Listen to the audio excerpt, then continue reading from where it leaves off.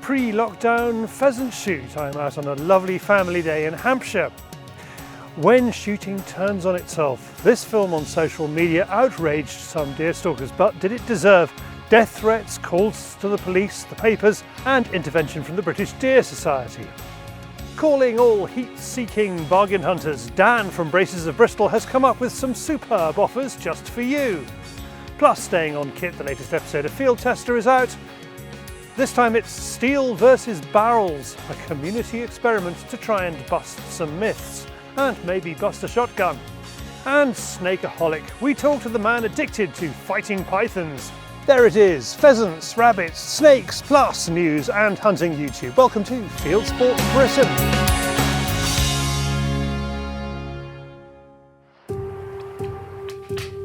It's a wet day in Hampshire at a glorious friends and family shoot that happens 4 days a season. So how does the Popham Shoot come together? Let's meet the keeper. I keep it for here and another shoot in Overton, so yeah, it's pretty much full time now, so yeah, it's great.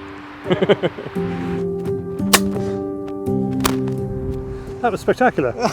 Great, thank you. It's for family. It's guest invite only here, so it's really just to put on the best day we can get for all the 4 days here. Put a lot more cover in, which has boosted the place. When I first started, there were little tiny strips, and they listened to me. So we've got these nice big blocks of cover now, and it holds the birds up because this place has got its own weather system, so it'll just turn on its head here. Well, as it did today. Yeah. We started sunny, didn't we? Yeah, and it'll just. I mean, we've had sideways hail up here. It's crazy. But to hold the birds on this place, you've got to have a lot of cover. First drive, the Elms, is the shoot's signature drive. 2 patches of maize and a natural dip give the birds altitude. Family member with special responsibility for the shoot is John Roll Pickering, who wrote the guide on our website to going shooting for the first time. We've got about 600 acres here. My grandfather bought the land in the 1930s, and we've shot here ever since. Now we shoot both pheasants and partridges. We don't have specific partridge or pheasant drives. They're mixed, which makes it all the more exciting for our guests. We shoot on 4 days a year, and on top of that, the keeper has a day for his team. We find it's very friendly. It is a family shoot, so all the guns are guests, and I'm very proud of the fact that at least one gunner who's here today and 2 sons of another gunner who's here today fired their first shots at game on this shoot.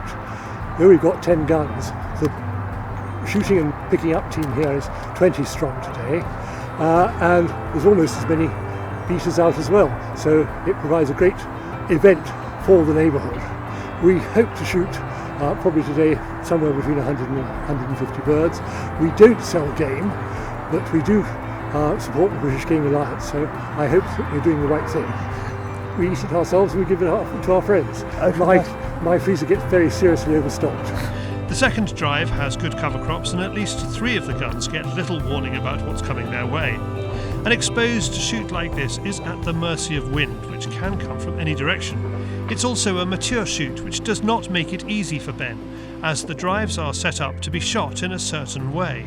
You kind of got to bite your teeth and go with it and just hope everything goes to plan, which it seems to have so far. I mean, the last drive we did, I thought with the wind cutting across like it did, that it was going to, not be so good, but yeah, there were some stonkers out of there. The shoot is next to the Steventon shoot, which we covered a few weeks ago, but higher up the hill and more likely to get stormy weather. Cover crops are an important part of holding birds. Ben explains what he does. We've got canary grass up on the top there. We put that in basically as a wind block for that last drive we did. We planted trees in there as well 2 years back. Most of the main cover crops on here are maize. The wild bird mixes we do, we put in 2 plots on the farm. That's how I like it. It dries better with maize. You can work the birds with maize better. I also put in artichokes. Second year I was here, and put them in by hand.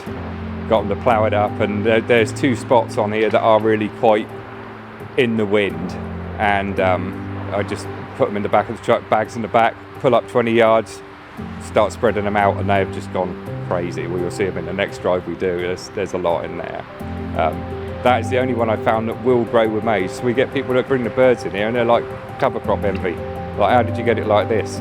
Sort of thing. So it's, I mean, there's a couple of places on here it'll never come good. So that's why I put the artichokes in. So just to boost it. This wind is really making a move, isn't it? You an observer? Yes, about 2 years ago I was supervisor, but now I'm very much in observer capacity, so I'm trying not to give the wrong calls to Ned at all. I'm trying to keep my lips buttoned up as much as possible. You could demote him to just loader, you know. Yeah. No, never going to happen. Never going to happen. No shoots take place in the 2020-2021 season without a good dose of COVID security, and John reckons he has made today as safe as he can. Hand sanitizer is available, and if you want to check in on your app, it is there. Well, We did crib a couple of risk assessments from elsewhere. On arrival, people were asked to sanitise their hands.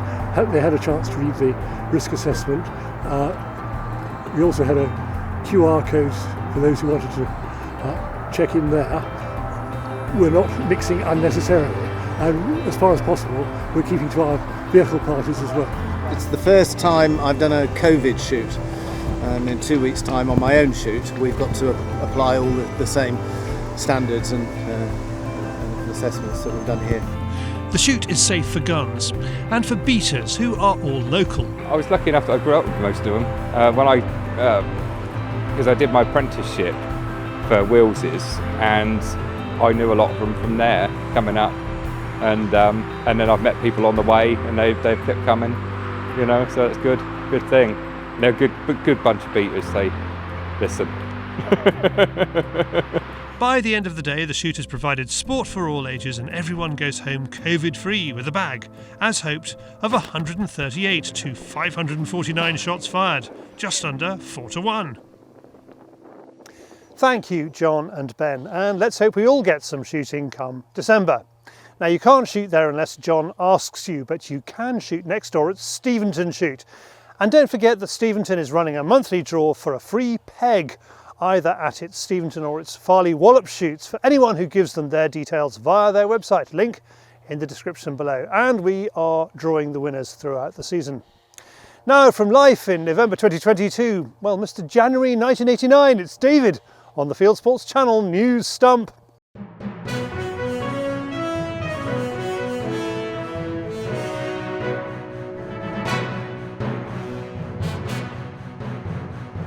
This is Fieldsports Channel News.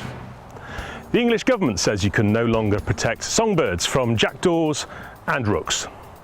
DEFRA is changing the general licences because its scientists say they can't prove rooks and jackdaws steal eggs from other birds to a level at which those birds may become rare. In a first, the government scientists apparently believe jackdaws and rooks discriminate against eggs of rare birds. You can still shoot jackdaws and rooks to protect crops, but following action by Wild Justice in 2019, the law now says that you have to prove you're growing crops. The new licences come into effect on the 1st of January 2021. Antis may have used internet bots to change a poll about grouse shooting in a newspaper. After running at 76% in favour of grouse shooting, the poll in the Scottish Herald racked up 17,373 votes against in just 4 hours, ending 77% against it. 12 hours later, and there had been almost no more anti-grouse shooting votes. The Antis' actions come in the same week a League Against Cruel Sport Scotland survey claims 71% oppose grouse shooting and only 12% are in favour of it. Thanks to Ethical Carnivore for this tip. A new report says grouse shooting delivers huge economic benefits to rural Scotland. Commissioned by the SNP, the research found it sustains many jobs and creates local and regional investment with no public funding. The study warned that proposals by green groups to turn the moors into woodland would result in job losses and would need funding from taxpayers and wealthy donors. The review suggests ministers should increase regulations on muir burn. The report also found that as many as 64% of the Scottish gamekeepers experience threatening behaviour or abuse from the public at least once every year. 79% said they feel less optimistic about their future due to sustained anti-shooting campaigns and a lack of government support. Basque Scotland's political and press officer Ross Ewing says the abuse is deeply concerning. People who live in the countryside are asking their critics to come and visit before they open their mouths. A farmer has invited Ben Goldsmith to visit North Wales after the financier and vigilante rewilder complained on Twitter that Britain's national parks were knackered, degraded, downgraded places. Meanwhile, an Angus landowner has asked the local councillor to visit her grouse moor after the woman championed an end to driven grouse shooting. Rottle Estate owner Dee Ward accused the SNP's Julie Bell of seeking to damage the North Angus economy after she proposed a motion designed to see the field sport ultimately phased out. Similarly, Gareth Wynne-Jones in Conway says Goldsmith should come and see sustainable farming in action and admire the fantastic North Wales scenery. For the future of food production in the UK, we need to be doing it environmentally friendly and sustainable, and definitely seasonal as well. So yeah, looking forward to bringing him up here, having a chat and giving him an immersive tour that he will definitely remember. The government says it's rescued the public from being shot by antique firearms. Police say antique weapons are increasingly being used in violent crimes in England and Wales, with one death every 2 to 3 years since 2007. Now 26,000 guns will need licences. Officials claim laws allowing antique dealers and collectors to possess antique weapons are being exploited for criminal use. The ammunition to be restricted ranges from .320 British to 11mm French ordnance revolver. Derbyshire Constabulary have charged a man for the alleged theft of peregrine eggs. The police released these CCTV images of a man they wanted to talk to after eggs went missing from 3 nesting sites in the Peak District. Police say the eggs found their way to the Middle East, where the hatched birds will be used for falconry. Irish game shooters are so angry about the ban on their sport during lockdown that one of them is suing the police. The Irish government said that sports are allowed during the level 5 lockdown, however, showing either a dazzling misunderstanding of shooting sports or an animal rights agenda, the Garda ruled that shooting was not allowed. Now a farmer from County Tipperary, John Flannery, is bringing a test case against the police, saying that rough shooting within 5 kilometres of his home should be allowed. Thanks to Richard Walton for that story. Bird flu that has forced European countries to cull hundreds of thousands of birds has been found in Ireland. Irish wildlife officials say the H5N8 strain was found in a bird in County Limerick. More tests are being carried out. No human infections of the virus have been reported worldwide, and the risk to humans is low, but it can pose a financial burden on countries through mass culls. There have been a couple of cases in poultry farms in England too. Denmark is culling millions of mink due to a coronavirus scare. Officials claim the mutated strain found in mink might affect efforts to concoct a vaccine. They admit it's not the first time the virus has been found in the animals, which are often released into the wild by animal rights extremists who object to the fur trade. The cull, which could see 17 million animals killed, started last month. The British government has banned people from Denmark from travelling to the UK. Safari Club International Foundation has begun its annual African Forum. Originally scheduled to take place in Botswana, it's now online because of coronavirus. The AWCF brings together senior wildlife officials from across Africa, leaders of professional hunting associations, local community support groups and others to discuss sustainable conservation and wildlife management. Topping the agenda is the deepening economic impact of coronavirus lockdowns on the hunting and tourism industries and the ripple effect on surrounding communities. And finally, a new kind of socially distanced transport for guns has been doing the rounds on the internet. The quad bike gun train works well. Well, until it hits a puddle.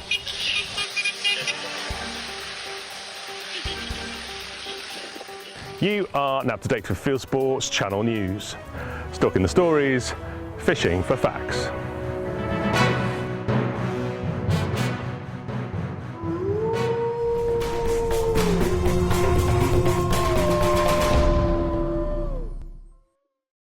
Thank you, David. And don't forget, news is paid for by the excellent Fieldsports Nation, who get a goodie box plus a vlog from me each week. And in this week's vlog, they get a chance to win stuff. It's a set of Spartan bipods priced at £318. If you want to join them, pop over to fchannel/offer to find out how. Now, staying on Kit Bargain Hunter is where we ask our favourite UK gun shops to rustle us up a seriously good deal with a small window of opportunity this week. It's Braces of Bristol and the deal is thermal.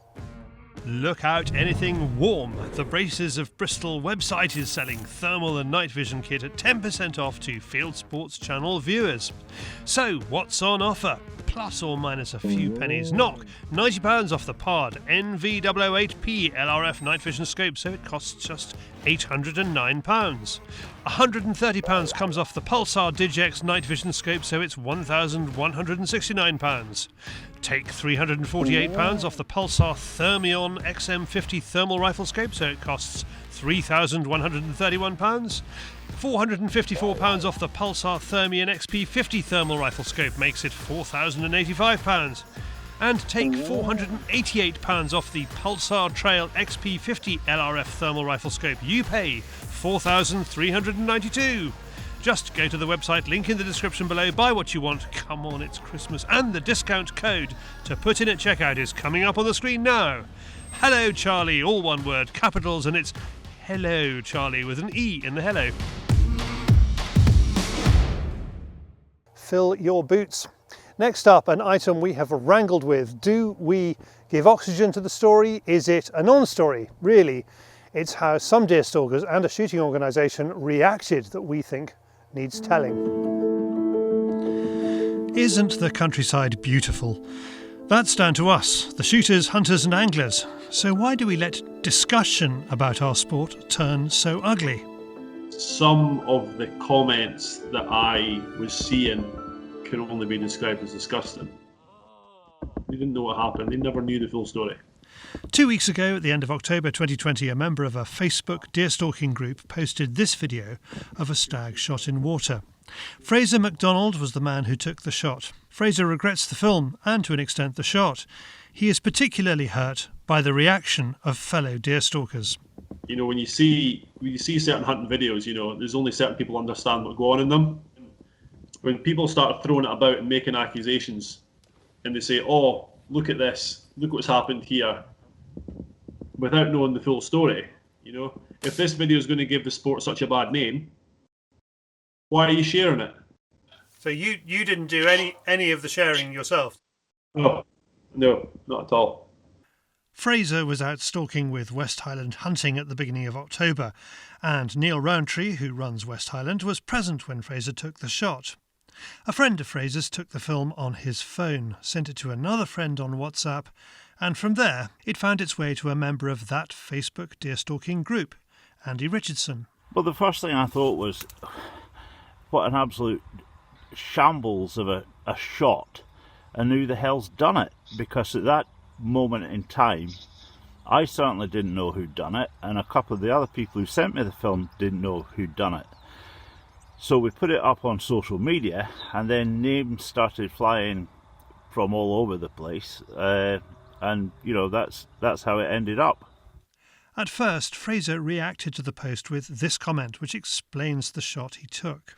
Taking the criticism of the video point by point, the shot on the film was a follow-up shot to an unsuccessful shot not filmed. The animals were not driven into the water, there was a good backstop for the shot, and the animal took 60 seconds to die, well within the 5 minutes in Scottish Natural Heritage guidelines. Fraser's comment seemed to have no effect. The comment I put on basically explained to people what had happened. Now, since then, I was sent screenshots of that comment on the page, so the comment did reach the page. Now, obviously, with the torrent of abuse that was apparent, I then deleted my Facebook page shortly after putting that comment on. So I don't know if, obviously, with me deleting my page completely, the comment was then removed as well. But I know for a fact that comment had reached the page, that the abuse had kind of all started from. If anything, things just got worse. I mean, like by the Saturday night, things were just, you know, horrendous for me. You know, I had very little sleep from sort of Wednesday night through to the weekend. Sunday, hadn't really heard much about it at all. It wasn't until I came home, sitting on the couch on Sunday night, that people via Instagram had seen the video, people that follow me on Instagram. These people then started hurling me abuse at me via Instagram as well. When you've got abuse coming from all sides, it's absolutely horrendous. That was it. That was the scariest thing. It's, this video got out, and I had absolutely zero control over it at all. Although Andy Richardson posted the film on Facebook, he says that videos like this should not be filmed nor posted, and that there is no place for personal attacks. There shouldn't be any personal attacks on social media at all. You've got to stick to the facts that it looked to be a very bad shot. And what I would say to people is, for one, don't take these films. And for two, make sure once you've taken a film like it, then if it looks bad, delete it immediately and don't share it with your friends. One of the reasons many people on Facebook gave for disliking the video is, as they put it, it plays into the hands of the antis. The antis would have their chance to speak their minds about the video only if it reached the newspapers. That was when the British Deer Society got involved. The BDS does not want to speak to us about this, but we have pieced together the story. The BDS put out a statement condemning the video without talking to any of the people involved, even though they knew who they were. Its bosses might not like the video, nobody does, but the BDS's original statement was factually inaccurate. Having condemned the video, the BDS said it planned to hold an inquiry. The BDS then withdrew its statement. By then, crucially for Scotland's newspapers, the story went from man shoots deer to shooting organisation condemns man. Well, for me, this is day 7. This has been going on for over a week. During that week, nobody from any of those pages has contacted me to ask me what happened. Okay? They went along their merry way. They made up the story, the scene, and in the process, me and, the guys I was with got absolutely hounded. Have you heard anything from the British Deer Society? Have they asked you what went on? Heard absolutely nothing from them. The comments that were coming up on Facebook, it was, the people were basically, just sitting there passing comments. Okay, I was then sent a screenshot from the British Deer Society commenting and saying they were going to make an investigation. But the comment they put across, they had basically already made their mind up. And it was at that point, it was one of those feelings, when you read something and the blood just drains from your head. If you're going to do an investigation, surely you need to ask the parties involved. I've yet to hear from them. Someone gave the story to the Daily Record. Yesterday it came out in the Daily Record. Did you pass it on to the newspapers? No, You mentioned to me that you were going to do that. I didn't know it was in a newspaper, not until you just told me. I think it was actually good that it got out into the stalking forums, etc., and that there was a massive condemnation of the film from our side, and it kind of knocked on the head any kind of Telegraph, Independent, The Sun, etc. running it, that this is normal within the shooting world. The Daily Record is still the only newspaper to print the story and is now the subject of both a complaint to the press regulator IPSO and a legal action by Neil Rowntree. The newspaper made a number of mistakes, including suggesting that Fraser shot the stag out of season. So, although the video looks awful, was the shot itself all that bad? Firearms expert Andrew Venables is one of the few on Facebook to defend, if not the video, at least the shot shown in the video. My understanding of the story behind the brief images we see is that there was a pressing need to deal with the deer involved. The professional involved in it, we have a stalker, we have a professional, called the shot in their opinion, the shot went in the right sort of place, a thoracic cavity, possibly high lung shot from what I could see. We all know that animals taken with a high lung shot take a little time to bleed out and deoxygenate depending on the level of adrenaline, the situation. I timed it as 61 or 62 seconds from the shot I saw going in when the deer was swimming across that shallow lagoon to what I call total collapse. And in probably the last 10 seconds of that 60 seconds, the deer was in absolute terminal collapse. It was doing exactly what they do. The head was raising up, looking for a bit of blood pressure and oxygen, which the shot had obviously robbed it of. Was it perfect? No. Did it follow the Walt Disney script of what should happen? No. But I put thousands and thousands of animals on the floor. I'm proud of the way I've dealt with everything, even when it went wrong. Some people may look and think, I'd have put in another shot or another shot. My experience of stalkers, as opposed to professional gillies and professional deer managers, is that getting them to put in a decent first shot is important. Having them blaze away at the animal in the interim, possibly, causing more problems and distress, rather than allowing the animal to die in the time it takes to die from a chest shot. It's a subjective call. All I know is this: with the wisdom of hindsight, we'd all be perfect. And there's no hindsight in hunting. You just have what you're dealing with, the situation in front of you. You're responsible for the choices you take. An internet blog called The Ferret, which is funded by anti-hunting interests including One Kind and Lush, picked up the Daily Record's story. It quoted both the BDS, that had previously said it would retract its statement, and Scottish nationalist and former Scottish Environment Secretary Michael Russell, MSP. It is worth noting that the Scottish Government's own fairly horrifying advice is that a deer should die within 5 minutes of a shot, and that its ongoing slaughter of Scottish deer has no upper limit for how long a deer can take to die, as long as it is dead when it reaches the Scottish Government's collection centres. Michael Russell apparently doesn't know this. And then you just said that possibility of police are involved now.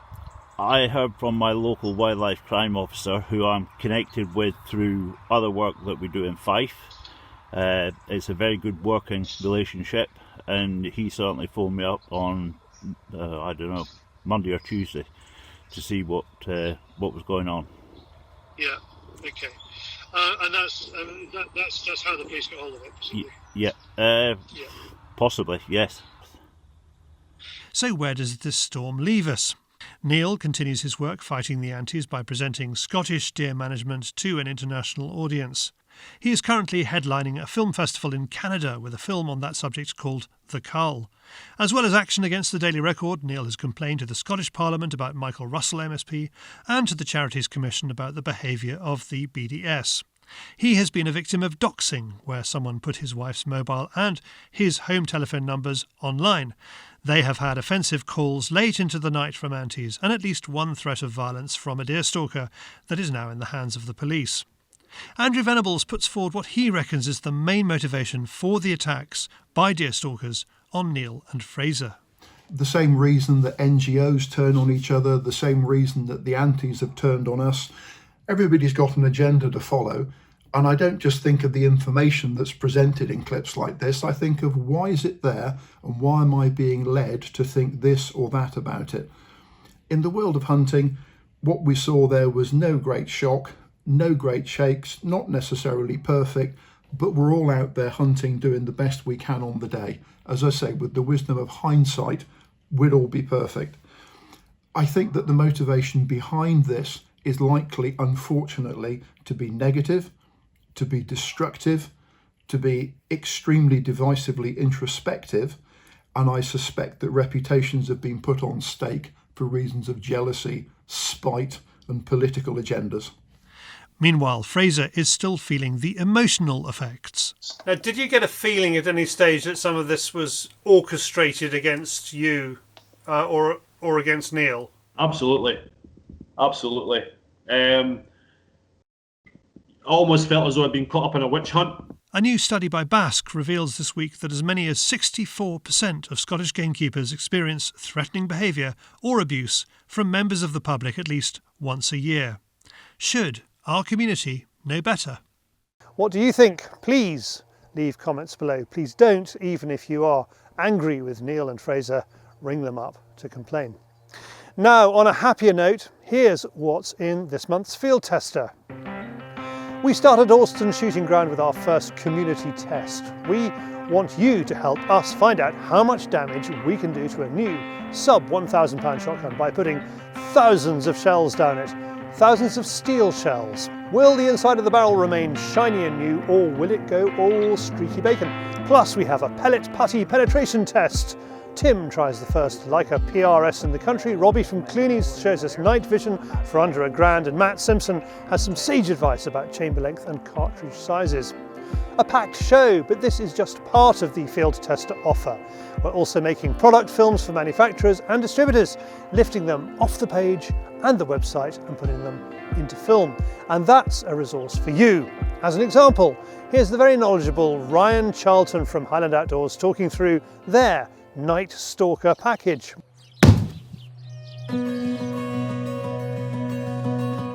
This is one of our crown jewels. This is a Hauer Night Stalker package. So it builds on the proven Hauer action, guaranteed 1 MOA accuracy with factory ammunition. This one here is a 20-inch varmint model. So it's nice and short, so it's pointable. Keepers and people shooting from vehicles and hides love this length of barrel. The Night Stalker package, as the name suggests, comes with an ATN 4K day-night scope. So those of you who aren't familiar with this, works during the day, full 4K resolution. You simply press a button and you're seeing in the dark with the same crystal clear image on there. Proven really popular with gamekeepers and pest controllers alike. Now, the ATNs, there's no getting away from the fact when they were first launched, they weren't there. Constant improvement from the guys at ATN, and hats off to them. They've taken something that was once a weakness of theirs. Reliability now is unquestionable. It's a superb setup, like I say, with it shooting during the day or the night. Then to top off the Night Stalker package, we also include Aim Sport Triton 50 moderator, which is 50mm, nice and light, doesn't add a lot of length to the barrel, so the barrel finishes here, so we're only adding actually 70mm to the end of the barrel. We've got a bipod and a 5-shot drop box mag conversion to go with it too. These are always popular for us, and this is the new Lightning 2 stock, which is much stiffer, has aluminium pillars in, nice and stiff for shooting from a bipod, which is what people these days want. Thank you, Ryan, and over time that inventory of products will grow alongside the articles that are available on the Fieldtester section of the Fieldsports channel website. Next, alligator wrestler by day, python hunter by night. No wonder Kevin Pavlidis earned the nickname Snakeaholic. Let me know when you're ready. I'm going in for head. Be ready for a tail grab, Rye.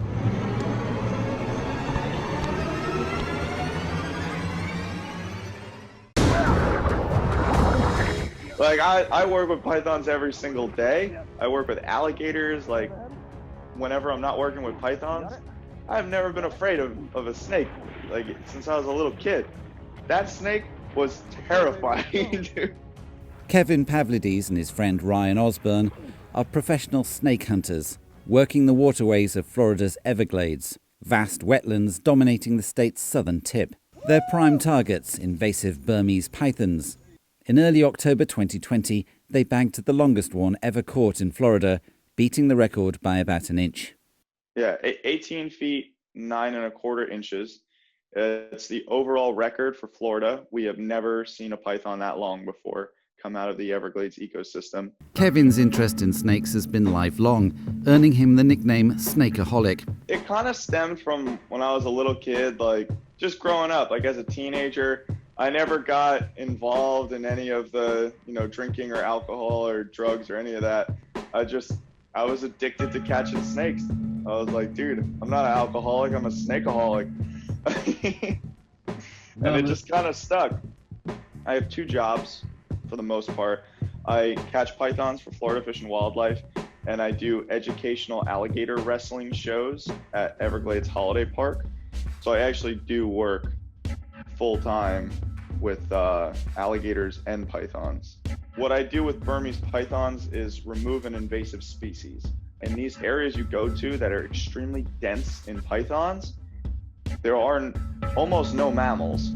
The bird populations are down. You'll notice it. Like you won't see raccoons, you won't see opossums, you won't see bobcat, you won't see foxes. All of those animals have been virtually wiped out of the area. And I didn't really realize it that much until I actually took a trip further north and got out of the actual Everglades and just into northern Florida. And when I get out of my car and walk around on dirt roads, the entire entire road is just mammal tracks. There's footprints from everything. Getting rid of Burmese pythons is tricky and dangerous, relying heavily on the trackers spotting snakeskin patterns caught by torches as they drive down canal routes. Ryan's friend Angela is visiting, and they're only going out to show her their routine. It's dark out, so it's time to go to work.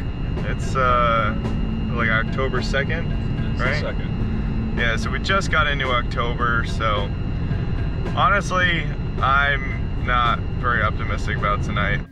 Famous last words. Ryan eventually spots a skin pattern in some shrubbery on the edge of the wetlands. Yeah, but I don't know if I want to go for the head. Ryan, Angela, get down. A python the size of that, the record breaker that we caught, that thing is eating like full-size alligators.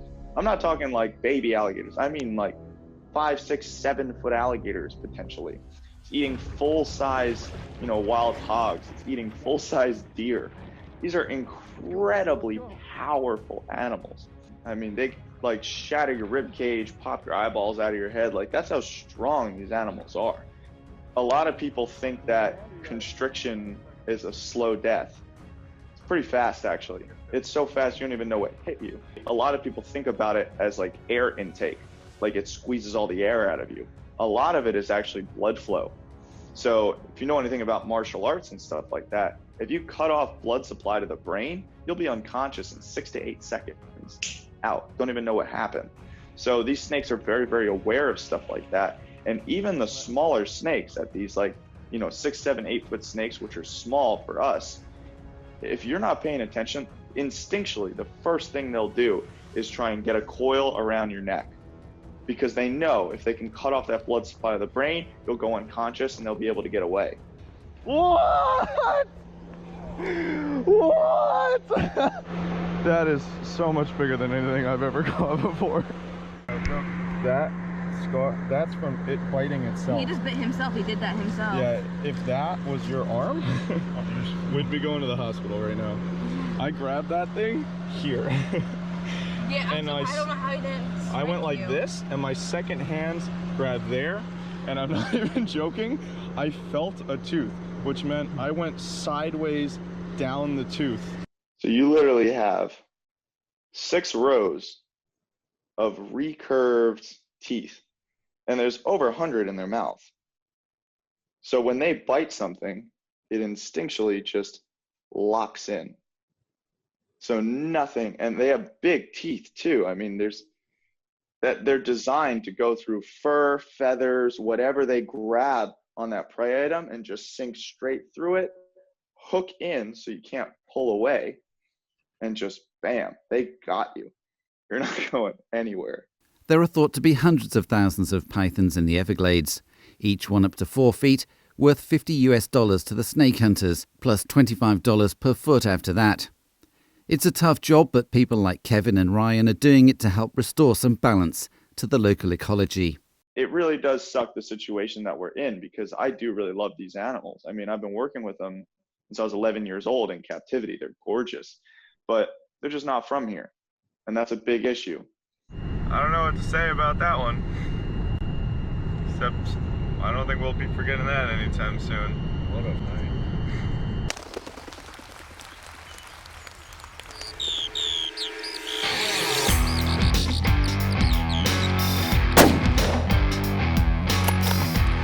This is Hunting YouTube, which aims to show the best hunting and shooting videos that YouTube has to offer. Alex Davidson is ferreting with his collies. It's one for the pot hunting. He walks through a wood, uses his dog's noses to identify active berries, and then nets and ferrets them. Philip Jones from the sub £12 shooter channel is, incoming pun, so look out, rat it again. It's that magical combination of airgun and night vision. Tweeds and Pheasants is out for a day's pheasant and duck shooting after a kind invitation from a friend. He uses his 28 bore for the whole day apart from the high-driven ducks at the end. Ireland, which demand a 12. Morten Schultz is in Denmark, culling, he says, the weak. It's all right, just the weak rodos. He knocks over a little one with a deformed ear. One of our Patreon supporters, Alexander Lever, recommends this film by the British Deer Society. It's a live webinar you can still watch on YouTube debating lead versus copper ammunition, and it includes Andrew Venables. He gets everywhere. Thanks to Joey from the Himalayan Hunter channel, who has brought out his Himalayan ibex hunt subtitled Catch, Clean, Cook. Ignore the gorgeous photography, it's just an ordinary stalking outing at 13,000 feet. One of our shareholders, Patrick, suggests this film from May. It's by the excellent Steve Rinella, and it is how hunters wiped out the American buffalo and then brought them back from the brink. And finally, watch this if your Maltese is up to snuff, or you are passionate about falconry training. I include it because it is yet more good publicity, this time on a Maltese TV news channel about the sport of falconry, and it features my old buddy Lucas McAuliffe. That's it for this week. I have put all these films into a playlist for you. Click on the I symbol top right or check this film's description. If you have a YouTube film you would like us to pop into the weekly top 8, email me the link, charlie@fieldsportschannel.tv.